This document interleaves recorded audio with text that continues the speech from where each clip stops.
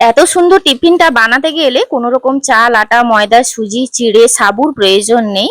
শুধুমাত্র একটা উপকরণ দিয়ে এরকম তুলতুলে নরম টিফিনটা বানিয়ে নিতে পারবেন, একদমই ভিন্ন স্বাদের। আর আপনারা দেখতেই পাচ্ছেন কত সুন্দর ভেতরটা জালিদার হয়েছে। তো চলুন দেখে নেওয়া যাক কিভাবে বানাচ্ছি। নমস্কার বন্ধুরা, আমার চ্যানেলে আপনাদের সবাইকে স্বাগত। চাল, আটা, ময়দা, সুজি, চিড়ে কোনো কিছুই লাগবে না আজকের টিফিনটা বানাতে।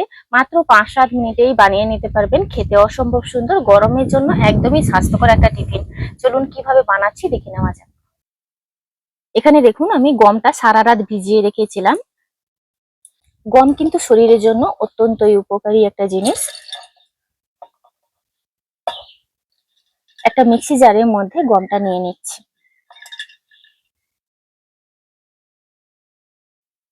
দিয়ে দিচ্ছি সামান্য একটু লবণ। এখানে দিচ্ছি চিনি। চিনি একটু কম বেশি করে নেওয়া যায়, তবে চিনি কিন্তু অতি অবশ্যই দিতে হবে। এখানে নিয়েছি হাফ টিস্পুন ইস্ট। আর দিয়ে দিচ্ছি অল্প পরিমাণে নর্মাল দুধ, মানে নর্মাল টেম্পারেচারের দুধ। এবার এটাকে আমি স্মুথ পেস্ট তৈরি করে নেব। দেখুন এখানে আমি স্মুথ পেস্ট তৈরি করে নিয়েছি।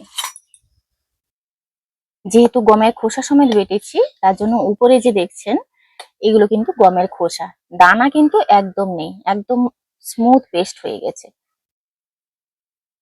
একটা গামলি নিয়ে নিয়েছি আর একটা স্ট্রেনার নিয়ে নিয়েছি। এবার এই যে পেস্টটা অল্প অল্প দিয়ে ছেঁকে নেব।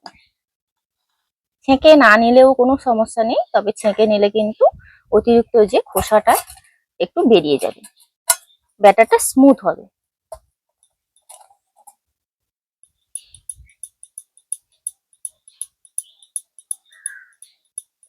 এইভাবে দেখুন আমি ছেঁকে নিচ্ছি স্ট্রেনার দিয়ে।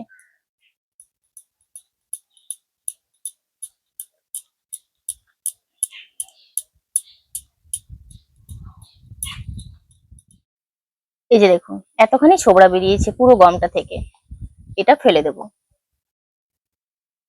ইস্ট যদি ভালো হয় তাহলে কিন্তু ইস্টটা অ্যাক্টিভ হতে 10 মিনিট মতন সময় লাগবে। আপনারা বাবলসটা দেখে বুঝতে পারছেন ইস্ট কিন্তু অ্যাক্টিভ হওয়া শুরু হয়ে গেছে।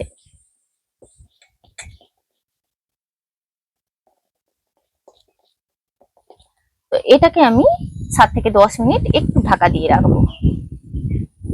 এই যে দেখুন আমি ঢাকা দিয়ে দিচ্ছি। এটা আমি 7 থেকে 10 মিনিট রেস্টে রেখে দিয়েছিলাম। দেখুন অনেকটাই ফুলে উঠেছে। আর বাবলসটা কতটা তৈরি হয়েছে আপনারা দেখে নিশ্চয়ই বুঝতে পারছেন। তার মানে কিন্তু ইস্টটা অ্যাক্টিভ হয়ে গেছে। আর এখানে দেখুন আমি একটা আপ্পাম মেকার বসিয়ে দিয়েছি। খুব অল্প পরিমাণে সবগুলো খোপে তেল দিয়ে দিচ্ছি। তেল ছাড়াও আপনারা বানাতে পারেন। এটাকে আমি খুব ভালোভাবে একটা চামচ দিয়ে গুলিয়ে নিচ্ছি।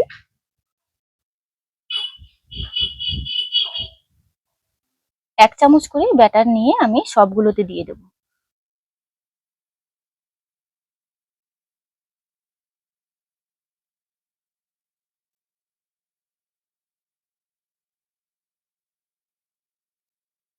এটাকে কোনো রকম ঢাকা দেওয়ার দরকার নেই, ঢাকা না দিয়েই কিন্তু রান্নাটা হবে।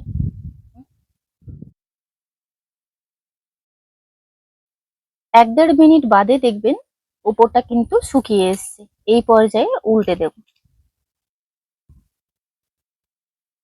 চামচের পেছনটা দিয়ে একটু ছাড়িয়ে নিচ্ছি, তুলতে কোনো রকমের সমস্যা হবে না এগুলো। যেহেতু এটা কাস্ট আয়রনের, তো এগুলো তুলতে কোনো রকমের সমস্যা হবে না। দেখুন এগুলো আমি কিন্তু এইভাবে সবগুলো উল্টে নিয়েছি, উল্টে কয়েক সেকেন্ড রাখবো। এগুলো কিন্তু পুরোপুরি হয়ে গেছে। আর এটা কিন্তু কাস্ট আয়রনের আপ্পাম প্যান হওয়ার কারণে কালারটা কত সুন্দর এসছে আপনারা দেখতেই পাচ্ছেন।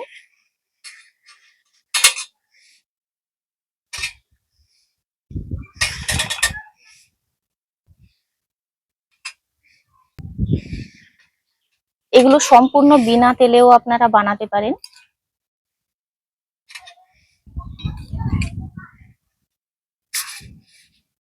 প্রথমবার এই যে তেল দিয়েছি ওইটাতেই কিন্তু 2-3 বার হয়ে যাবে।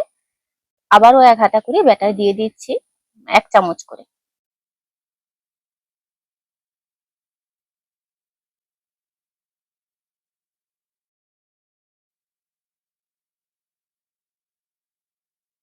জালটাকে মিডিয়ামে রেখে কিন্তু এগুলো বানাতে হবে।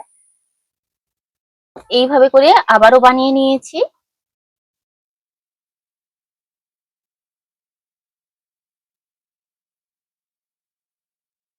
তো এইভাবে করে আমি সবগুলো বানিয়ে আপনাদেরকে দেখাচ্ছি। এগুলো কিন্তু অসম্ভব সুন্দর।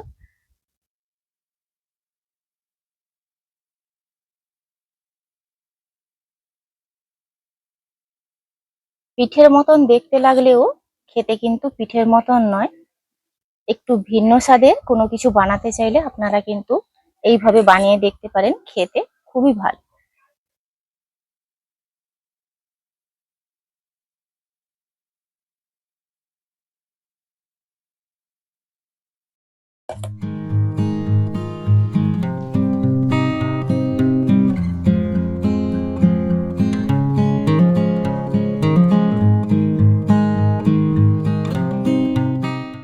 এত সুন্দর টিফিনটা বানিয়েছি, কোনো রকম চাল আটা ময়দা সুজি চিড়ে সাবু কোনো কিছুরই প্রয়োজন নেই। অসম্ভব সুন্দর, নরম তুলতুলে তুলোর মতন।